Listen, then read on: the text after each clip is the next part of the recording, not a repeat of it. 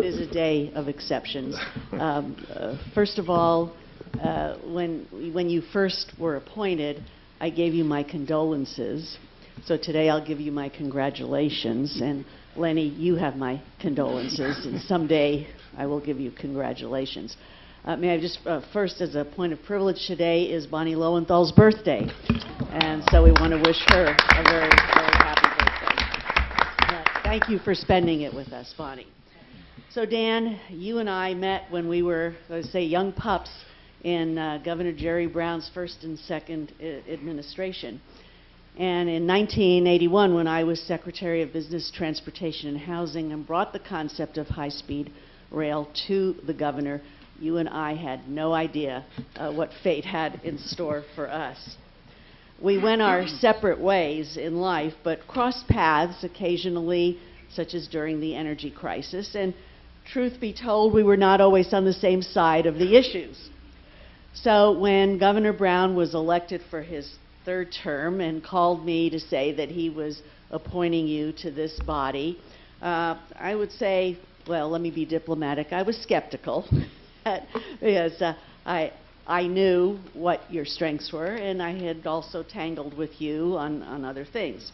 And high-speed rail was my policy passion, and as you know, authored the bill in 1994 that was signed by President Clinton. But Jerry thought you would make a good chairman.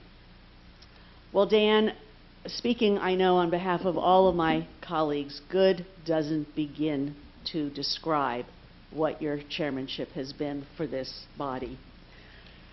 It's just truly, you know, the young people use the word awesome. Well, to me, the pyramids are awesome. You know, the Big Bang Theory is awesome. But you have been an awesome chairman. Thank you. What you have accomplished has just truly been extraordinary. Yes, we still don't see eye to eye on every issue. And you know, we have clashed on occasion about, as you have with others, just because we have differences of opinion. But your passion for this project is absolutely unquestioned. And I know that I speak for all of our colleagues when we say how much I appreciate and they appreciate your commitment of time at the expense of your private pursuits. And even during the terrible illness and passing of your beloved wife, Jackie, your commitment to this project has been remarkable. Your vision about the project has been clear-eyed from the moment you took over what was really a state of chaos. There were more than 60 people at that first meeting, and I would say 99% of them were angry and were negative, and this is where you brought us to a day such as this. Dan, you have been involved in every complicated nuance, in all of the intricacies of the complex contracts, in untangling the most tangled web of interests. You have been unfailingly polite and patient, even with those who didn't deserve your politeness and your patience. You understand the delicate ins and outs of dealing with every stakeholder, from local communities, the federal and state government agencies and officials, and even the press and this board, your colleagues. Your ability to listen, to really hear what people say, and then synthesize in a coherent and clear manner the cacophony of competing points of view is a rare, rare talent.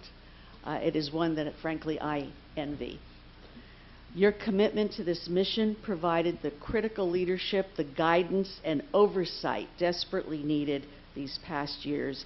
Yours was the steady hand at the helm. I truly admire and appreciate your tremendous contribution. You, Dan, set the standard and the definition for public service. You have served this cause with dignity, honor, and integrity, above all, integrity. More than a dozen years ago, this board, comprised of other people, voted to name future train cars for those who had made a special impact. Meddy Morshed, our first executive director, Rod Dearden, Quentin Kopp, me. Well, when the day comes and the trains are rolling, and that day will come, Dan, I expect that your name will be added to an engine, because that's what you have been for these past 7.5 years, the engine that could. If I am considered the mother of high-speed rail, and never really a compliment, then you, my friend, are its godfather. God bless you and all your future endeavors.